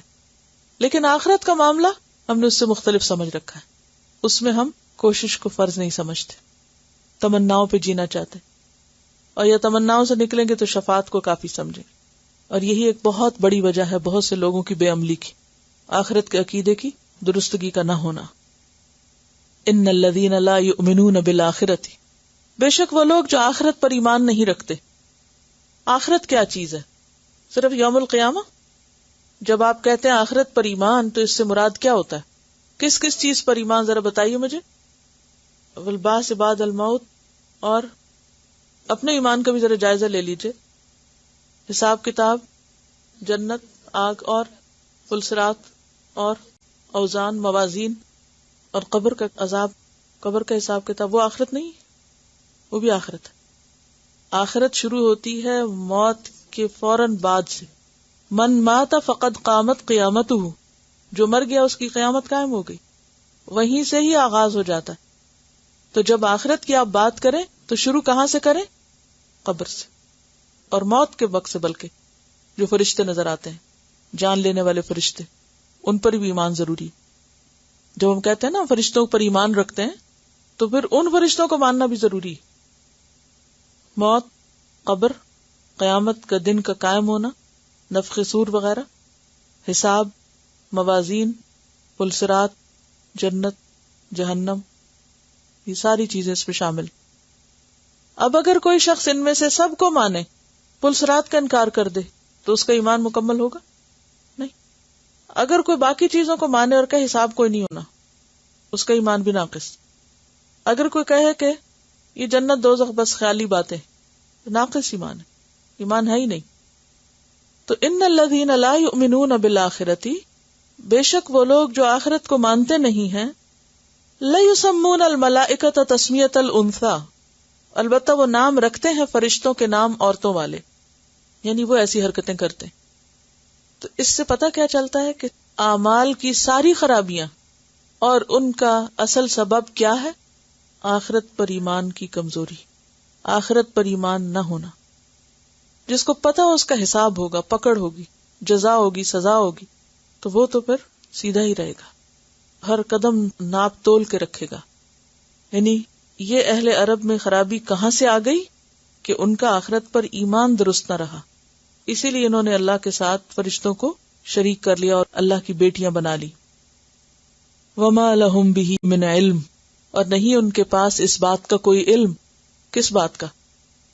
فرشتوں کی اس حیثیت کا جو انہوں نے بنا رکھی ہے۔ سورۃ یوسف میں بھی آتا ہے نا، ما تعبدون من دونہ الا اسماء سمیتموها انتم وآباؤکم، اور سورۃ زخرف میں آتا وجعلوا الملائکۃ الذین هم عباد الرحمن اناثا، کہ فرشتوں کو جو عباد الرحمن ہیں انہوں نے کیا بنا رکھا ہے؟ بیٹیاں، عورتیں۔ ان کے پاس اس کی کوئی دلیل نہیں ہے۔ ان یتبعون الا الظن، نہیں وہ پیروی کر رہے مگر ظن کی، گمان کی۔ وان الظن لا یغنی من الحق شیئا، اور بے شک گمان حق کو کچھ بھی فائدہ نہیں دیتا۔ گمان سے انسان حق کو نہیں پا سکتا۔ حق کو پانے کے لیے کیا چاہیے؟ علم یقینی۔ وہمی اور خیالی باتیں اور انسانوں کے بنائے ہوئے فلسفے اور انسانوں کی من گھڑت باتیں، اس سے انسان حق تک نہیں پہنچ سکتا۔ آج بھی آپ دیکھیں کہ لوگ قرآن نہیں پڑھتے، سنت کا مطالعہ نہیں کرتے۔ ان دو چیزوں کو ایک طرف رکھ کے دین کے بارے میں اپنے خیالات اور اپنی مرضی کی باتیں اور اپنی من گھڑت قسم کی باتیں جو ہیں وہ کرتے رہتے ہیں۔ ایسی باتیں خواہ کتنی بھی خوبصورت کیوں نہ، بظاہر کتنی لاجیکل نظر کیوں نہ آتی ہوں، لیکن ان سے انسان حق تک نہیں پہنچ سکتا، حق کو نہیں پا سکتا۔ تو اہل عرب بھی فرشتوں کے معاملے میں جو وہم و گمان رکھتے تھے وہ محض ان کے اپنے خیالات اور خواہشات پر مبنی، علم پر مبنی نہیں۔ تو خلاصہ کیا ہے ان آیات کا؟ کہ انسان کو اپنی آخرت کے معاملے میں محض وہم و گمان سے کام نہیں لینا چاہیے، اس کا عقیدہ علم یقینی پر بیس کرنا چاہیے۔ اب اگر لوگ بحثوں میں پڑے اور نہ مان کر دیں اور نہ سننے کو تیار ہو تو کیا کرے انسان؟ فَآرِد، اعراض برتے، امن تولا، اس سے جو منہ پھیرے، جو حق بات نہ سننا چاہے، اسے نہ فالو کرنا چاہے، تو پھر آپ کیا کریں؟ اس سے اعراض کریں، اس پر حسرت نہ کریں۔ کس سے منہ پھیرے؟ ان ذکر نہ، ہمارے ذکر سے، اور ذکر سے مراد قرآن ہے، نصیحت۔ اور کیوں نہیں سننا چاہتا؟ کیونکہ من میں کچھ اور بسا ہوا ہے۔ ولم یرد، اور نہیں وہ ارادہ رکھتا، نہیں وہ چاہتا، الا الحیات الدنیا، مگر دنیا کی زندگی۔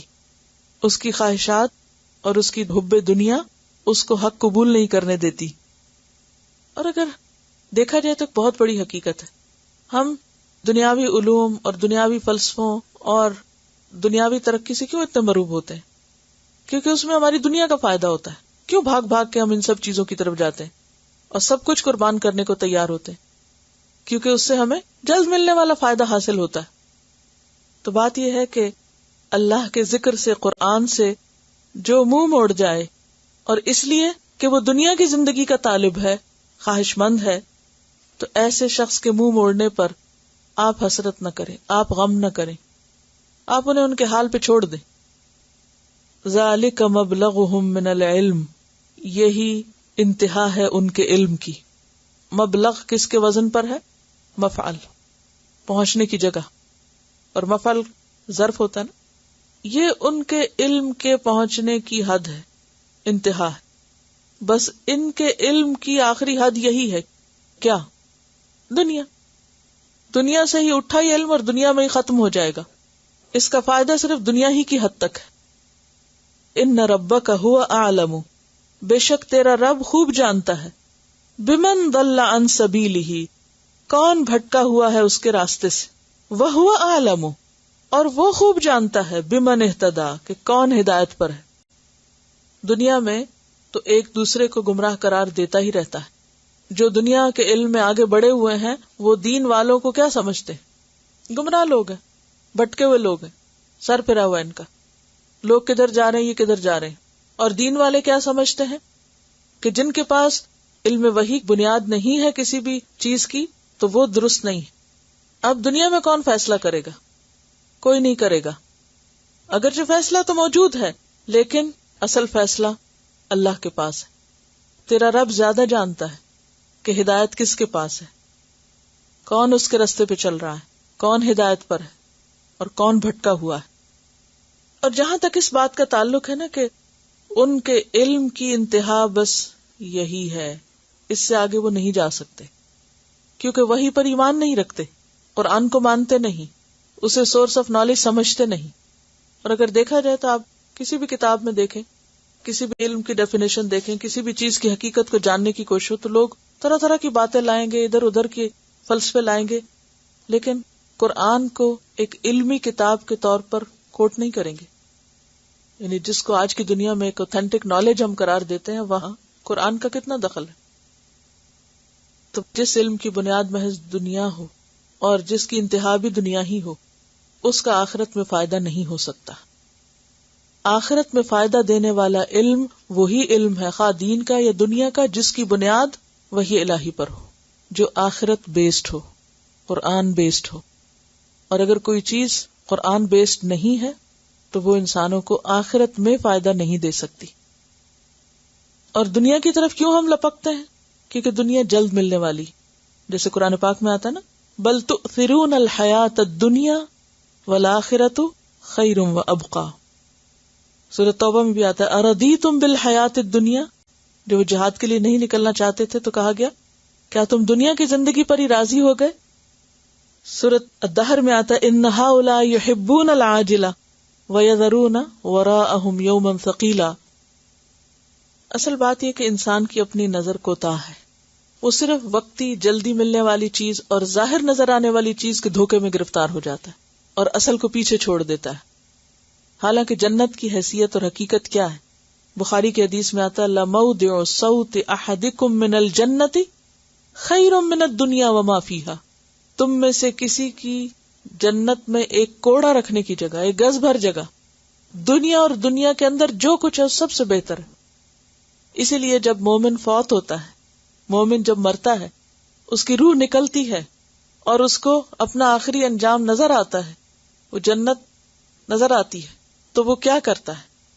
وہ دنیا کے حالانکہ اپنے رشتہ دار چھوڑ کے جا رہا ہے، اپنا گھر چھوڑ کے جا رہا ہے، مال و متاع چھوڑ کے جا رہا ہے، سب کچھ چھوڑ رہا ہے، اس کو کوئی غم نہیں. وہ کیا کہتا ہے قدمونی قدمونی، مجھے جلدی آگے لے جاؤ، آگے لے جاؤ، مجھے پیچھے کچھ نہیں چاہیے.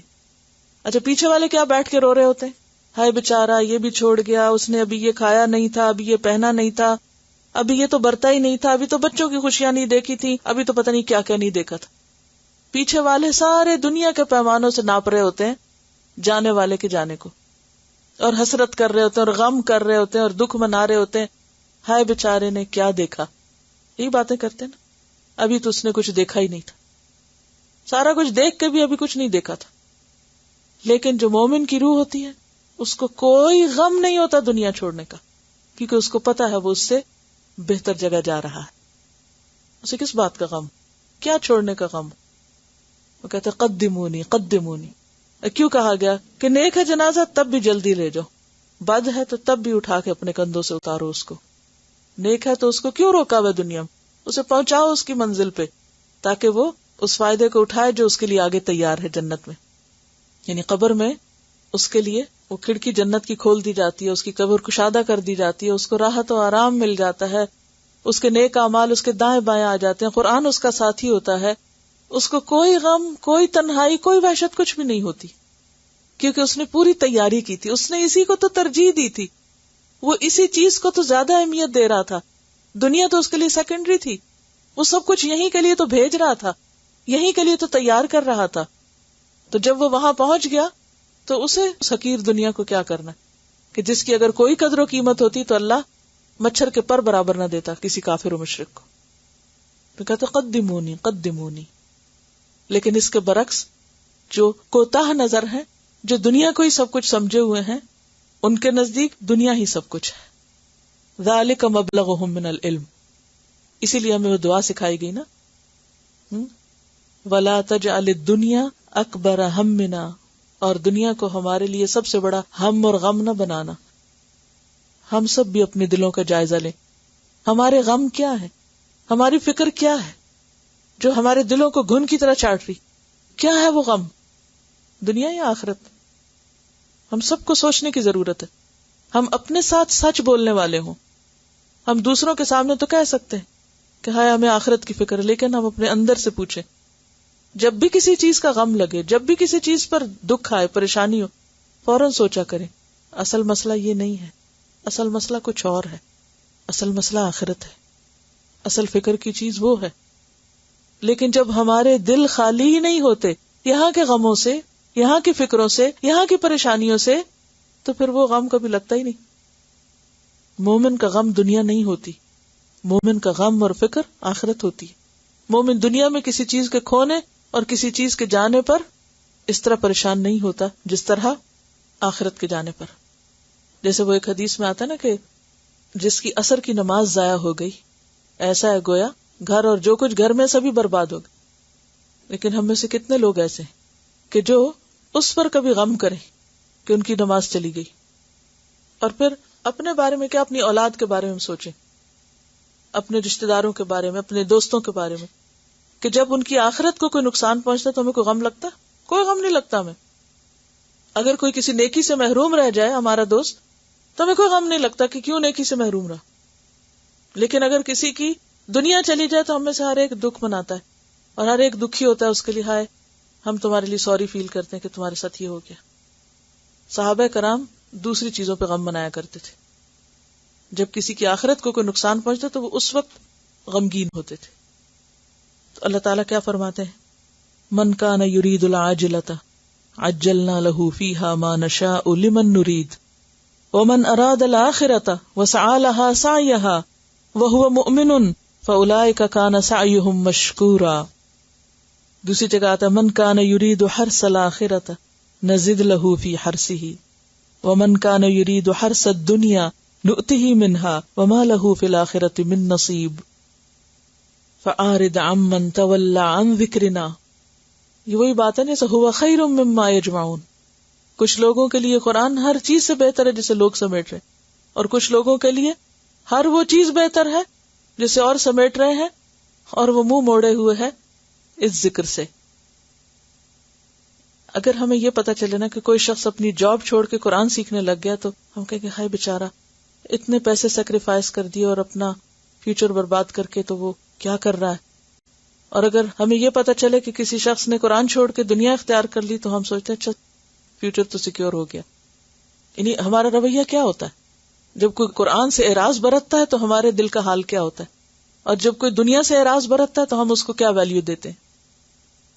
ہم اپنے اندر جھانکیں کہ ہماری پرائرٹی کیا ہے, ہماری ترجیح کیا ہے, ہم کس چیز کو اہمیت دیے ہوئے. تو اللہ تعالیٰ فرماتے فَأَعْرِضْ عَمَّن تَوَلَّىٰ, جو منہ موڑتا ہے موڑے, عن ذکرنا, ہمارے ذکر سے. وَلَمْ يُرِدْ, کیوں منہ موڑ رہا ہے؟ کیونکہ وَلَمْ يُرِدْ إِلَّا الْحَيَاةَ الدُّنْيَا, اسے دنیا کی زندگی چاہیے. ذَلِكَ مَبْلَغُهُم مِّنَ الْعِلْمِ, آخرت کا علم جو نہیں, پتا جو نہیں وہ کیا ہے. دنیا جانتے ہیں لہٰذا دنیا ہی کو ویلیو کرتے ہیں. إِنَّ رَبَّكَ هُوَ أَعْلَمُ بِمَنْ ضَلَّ عَن سَبِيلِهِ, تیرے رب کو پتا چل جاتا ہے جو بھی اس کی راہ چھوڑتا ہے, بھٹکتا ہے. وَهُوَ أَعْلَمُ بِمَنِ اهْتَدَىٰ, اس کو یہ بھی پتا ہوتا ہے کہ کون اس کے راستے پہ آ گیا ہے, ہدایت پا گیا. سبحانک اللہم وبحمدک نشہد ان لا الہ الا انت نستغفرک ونتوب الیک. السلام علیکم ورحمۃ اللہ وبرکاتہ.